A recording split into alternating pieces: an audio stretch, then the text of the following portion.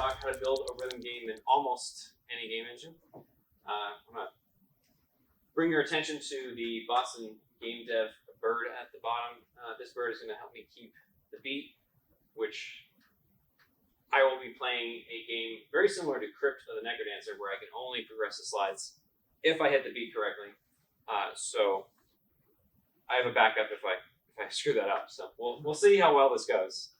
It worked great when I did it by myself, but in front of people, I am absolutely going to choke. So, all right.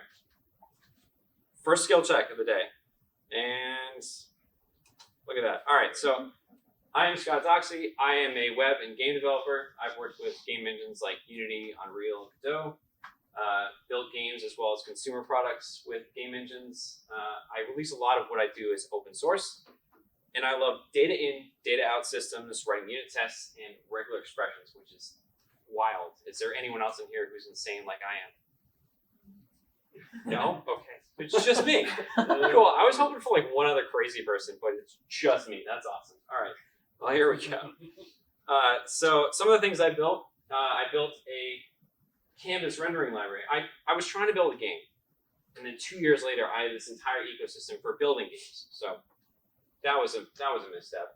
I tried to make it, I was like, I'm gonna bring it back a little bit. I'll make a game that's only 30 seconds long. I'll build it in a game engine like Unity. It'll be great. 7 years later, I had about 20 open source projects to build games in Unity, and then I, eventually pushed that game out to public. But 7 years for 30 seconds was a little silly. And I've gone absolutely crazy. I'm building my own game engine because why not? I mean, that's not a game. So there's a bit of a pattern here. I find myself not actually building games and building the things to build games with. This is the game that I did actually release. It is real. 30 seconds for 7 years for 30 seconds, but still fun. And as this is a talk about building rhythm games, I thought I'd share like some of my inspiration. Guitar Hero, Rock Band, obviously. I really love those games. Amplitude is my new favorite game. It's kind of like a sit on the couch and just like lose myself in it. And all of these are S tier for me. I mean, Patapon is like absolutely insane. I'm terrible at that game. It's awesome. But I'm actually terrible at all rhythm games. And I mean, I seem to be doing okay with these slides. But we'll see. Oh crap. Sorry. The latency on that. I gotta look at this guy. All right, here we go. All right, there we go. I'm also not a musician, so like it's a little strange that I'm building a rhythm game toolkit for someone who has no knowledge about any of these things. But oh god, I have talked to people who are good at rhythm games and are actual musicians. So I've done my homework. I've made sure that I'm not entirely full. I mean, there's a chance I might be, but that's what open source is for. Someone can make a PR and fix that. Oh god. So this is my plugin, the Rhythm Game Utilities Library. I tried to come up with a punchy name, and I think this is pretty good. Currently, it works in Unity, Unreal, Godot. I'm building that game engine in C++, so it works in that, and MonoGame. I'm hoping to add a lot more soon. It's absolutely insane that it already works in all these, but yeah, so I feel like it's a pretty good start for trying to build a rhythm game and getting completely distracted and building this instead. So let's break down the components of rhythm games. Oh. Lock in. Here we go. All right. So the parts of a rhythm game: charting notes, loading notes, rendering notes, syncing notes with audio. That one can get crazy. Calculating the accuracy from the user input. The bird telling me down here that I'm terrible at this game. And beat matching, which is also a component of this. So charting notes. There are a lot of tools out there for doing this, but I think this is probably the most well-known. This is called Moonscraper, and it is used to build chart files for games like Clone Hero and Yet Another Rhythm Game. And it spits out a text file, so something you can actually read, which is pretty cool. So you can kind of look through it and see the contents that are in there. when you are charting, you load in your file. It adds a waveform to the track, and you can see what the song is that you're charting. You can play it just like Rock Band, and yeah, so that's Moonscraper. The library that I have also takes in MIDI files, so you can use anything to make a MIDI file and chart the notes on channels that would essentially map to the hand position. So choosing a channel for one of these, and then the note and the length of the note would transfer into the plugin itself. So this is a web-based version of a MIDI editor that I like to use that works really well. Oh, there we go. And for the game Rift of the Necrodancer, this one is kind of in their own ecosystem, but it's a really cool example of how games have options to be able to build music out using similar tools for their game engines. I just thought that was a cool thing to mention. So loading those, we talked about the chart files. Let's see what those look like. All right. So the chart file looks a lot like a mix between JSON, YAML, and probably 6 other different things. And you can see that there's information in there about like the song itself, the notes, events that happen within the song. Like I'll talk more about that in a second, like the time signature and the beats per minute.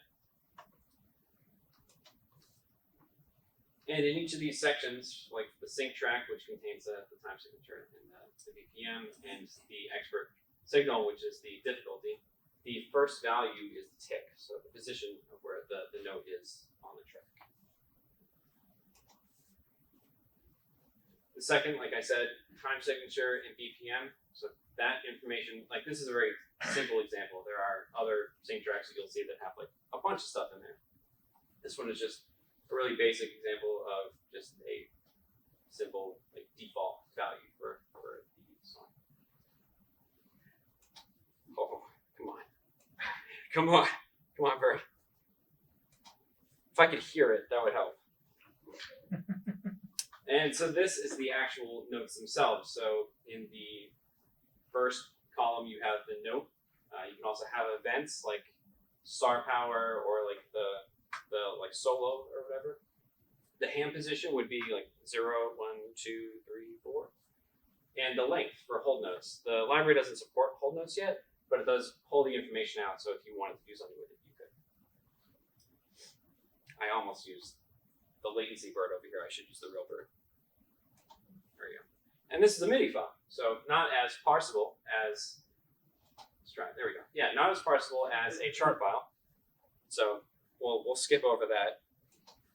The library does parse that, but it's crazy. I wrote unit tests. It works. I promise.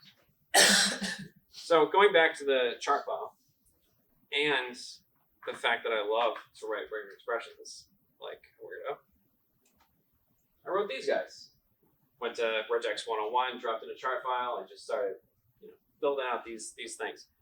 Sure, I could have found something online that I had already done that, but I like a good challenge.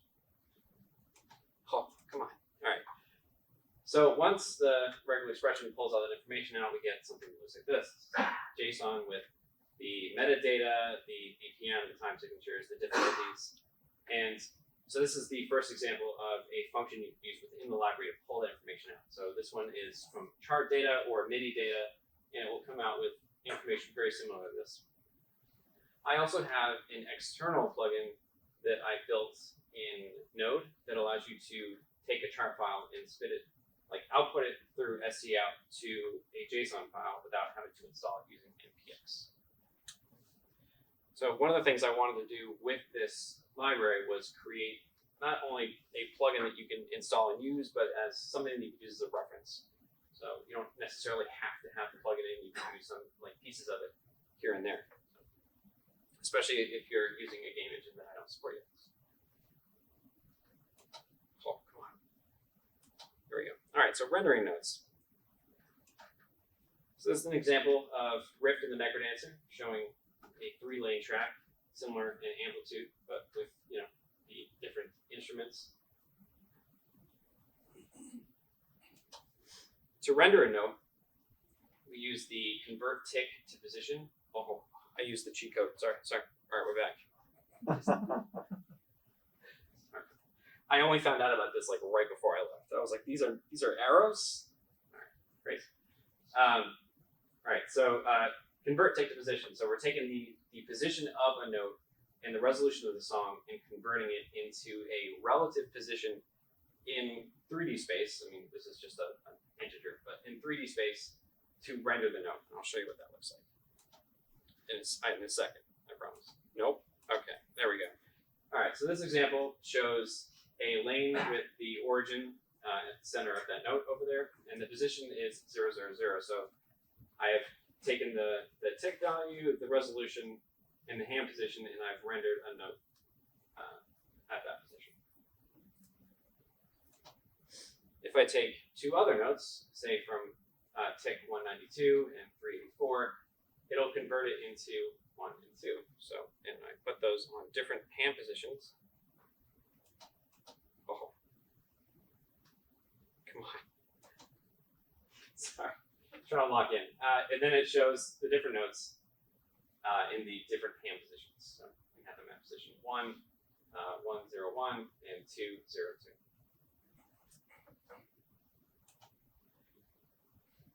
Some games allow you to modify the speed at which the notes come down at you. And this is something you can easily do by just adding a scale to the value returned from convert tick position. So the value will still return something that will, based on the time of the song, put the note exactly where it's supposed to be. But it will be spread out and look like this. So now with scale 2, the notes are a little bit further back, but once the actual note hits, it'll be at position 0. It'll just look like it's moving faster. So syncing notes with audio. This section gets a bit mad.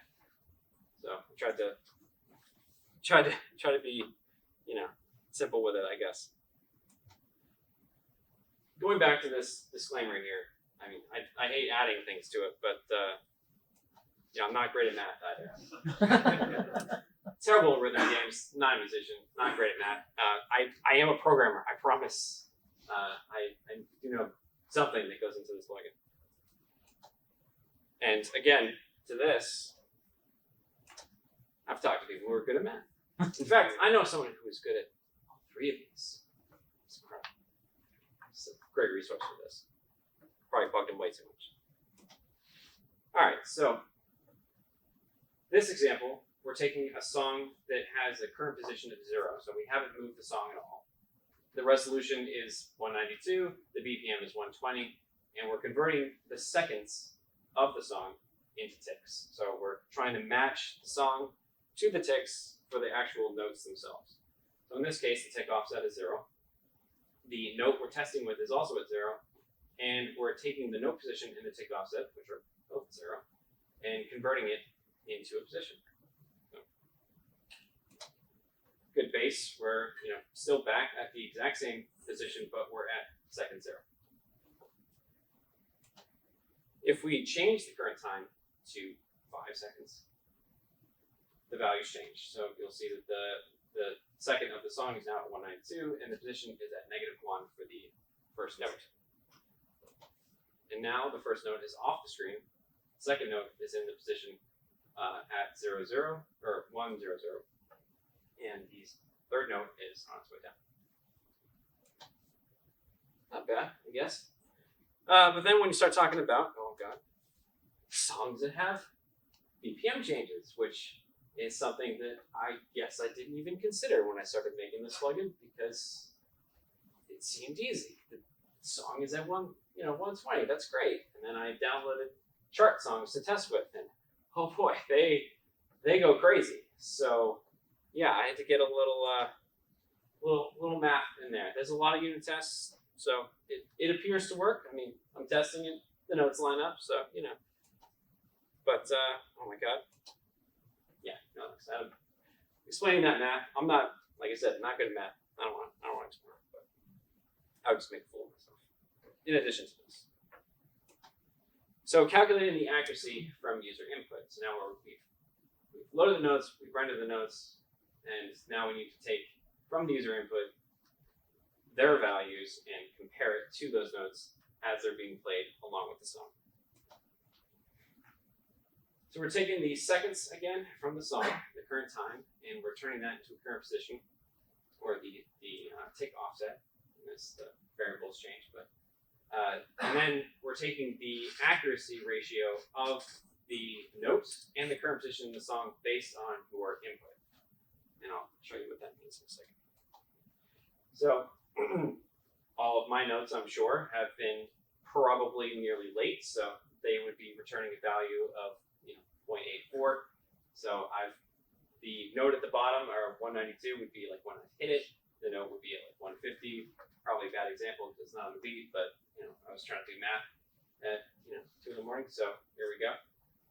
And then if I hit it early, it would be negative 0.84.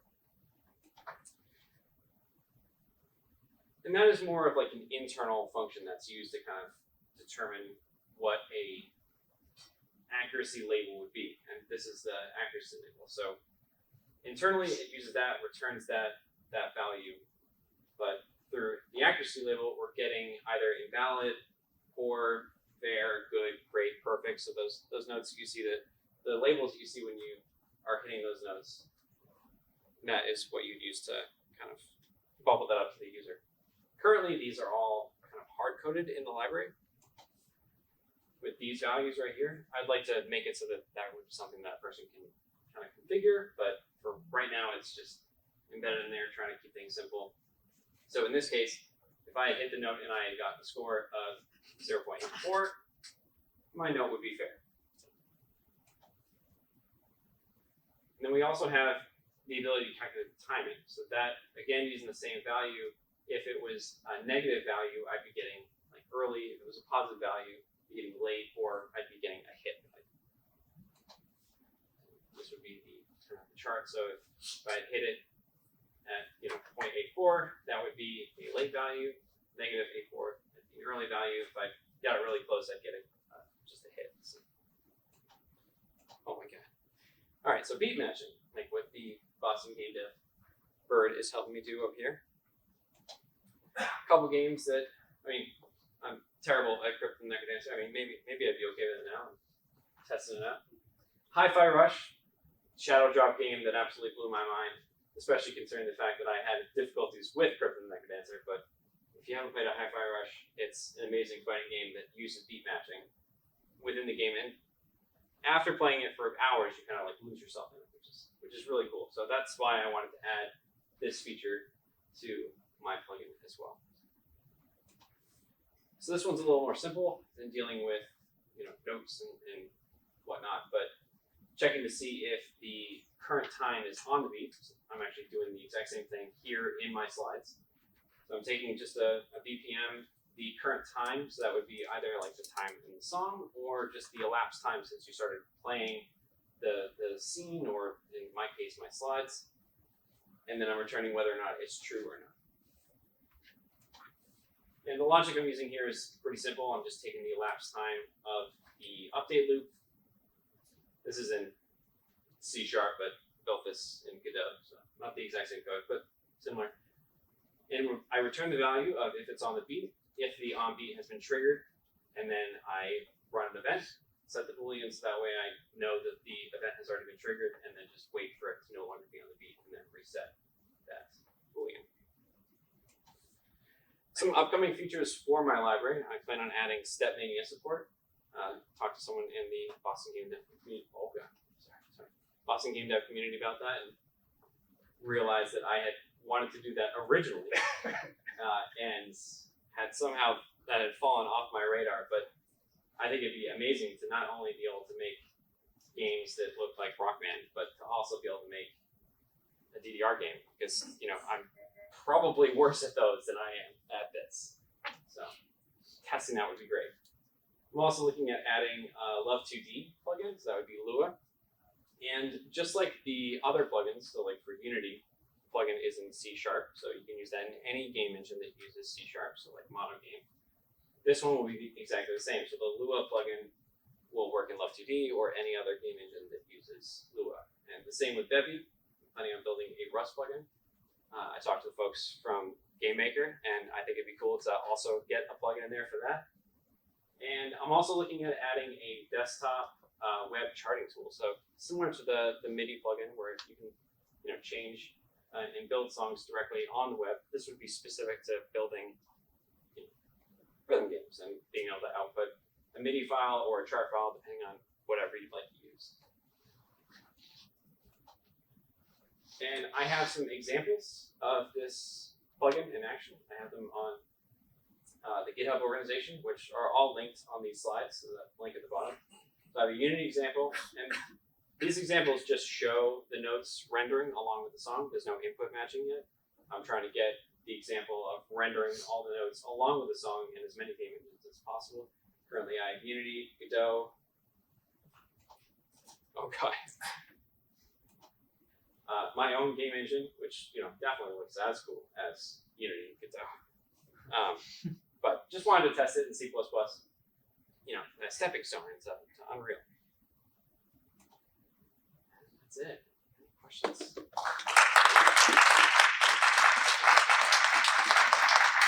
Scott, curious, how much of this relates or doesn't things like Beat Saber VR things, but maybe don't have some of the same dimensions? You can absolutely do this in Beat Saber, because I think the thing that would be different in Beat Saber is that you not only have positions away from you in terms of relative position, but you also have like height and angle and everything. So you have to figure out a different way to store that information in there. But I mean, I think it would be pretty possible to do that. So yeah. Yeah, great call. Thank you. I'm most curious about how this slideshow works. Yeah. So and the funny thing is, the initial version of the slideshow. Sorry. How does the slideshow work? Like, how did I build it? Sorry. So I built it in Godot, and it took me about 3 hours to make the original prototype. And the funny thing is, the rhythm part took me about 10 minutes. Figuring out how to work with UI in Godot, I had to remember how to do that. So that took me the longest time. But what I did was I took a PDF that I had generated on Google Slides, and I had used ImageMagick to convert it down into PNGs. I created a resource in Godot and just loaded it up so that way it would just iterate through all the slides. And then I had something that would just beat match. And then if I hit the beat, it would say move to the next slide. And originally I just had like an arrow key on the screen, but then I was like, look, I have a friend down here who I've added to the slide. The friend could definitely help me. So I got rid of that stupid keyboard button and was like, all right, Bird, let's do this. So yeah, and I'm gonna post this as well, so people will be able to take a look at how that works. Yeah. How does the integration actually connect to the different game engines? Like, what's the... Sure. Yeah, how does the integration connect to the different game engines? So I wrote the base code in C# originally just to test out the process. And then I converted it to C++. So it's just base C++, and then I wrote wrappers around it for different game engines. So for C#, I have data that's marshaled back and forth from a compiled library. With Godot, I use GD extensions, and I load in the C++ and then compile that to a GD extension. One of the things I actually just released for Godot is I released an automated process that will take the code from the repo and then convert it into a plugin and then sign it, which was crazy for Mac OS. That part was more complicated than building the game, building the rhythm plugin, which is absolutely ridiculous. But yeah. Does your implementation method for those plugins on different engines add any latency to the actual input? I haven't seen any yet, but I do plan on adding tools to handle latency. So being able to capture a user's input latency and adding that to the tick offset, which I think shouldn't be too difficult. So it would just be taking the number of seconds that you'd have as a latency and then turning that into ticks or something. I don't know. I haven't really thought it through because the question was about latency. I didn't say that. Sorry. Pretty much about latency. I was talking about latency. Yeah, I just haven't run into the issue yet, but I think when I when I get to that point, I definitely plan on adding it, but so far that's not the fun part.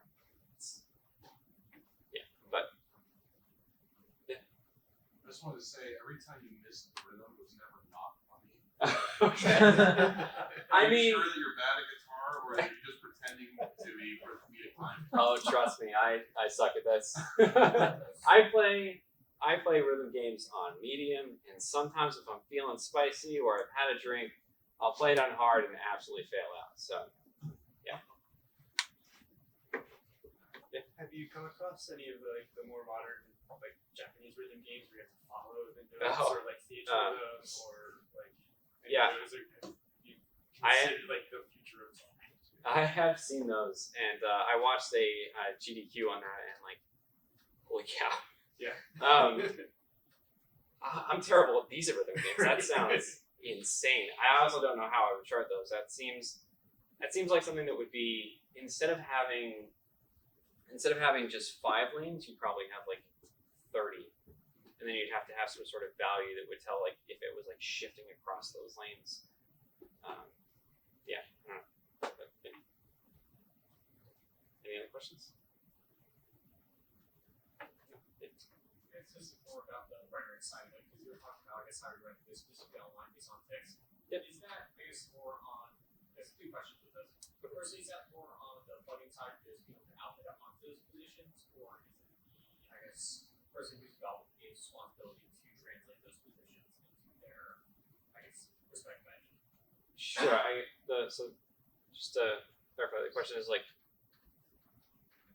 who is it on to convert those values, or? I mean, I'm given a value versus I'm rendering this online, I guess. Oh, sorry.